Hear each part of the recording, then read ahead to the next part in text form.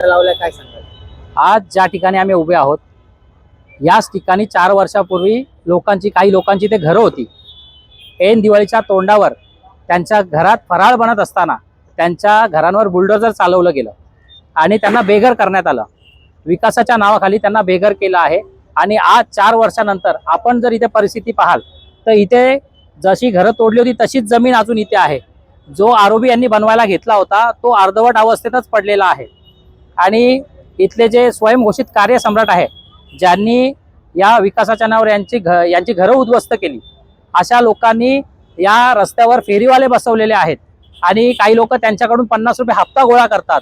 एका मालोजी साळवे संस्थेच्या नावाने जिथे बिल्डिंगी तोडल्या त्या ठिकाणी सार्वजनिक शौचालय उभे केले, तर हाच होता का त्यांचा तो विकास, असा समस्त दिवेकरांना पडलेला प्रश्न आहे। आणि जे आपले इथले सांसद आहेत त्यांचे दिव्यातील रत्न हे खोटे आहेत हे आम्हाला लोकांना सांगायचं आहे।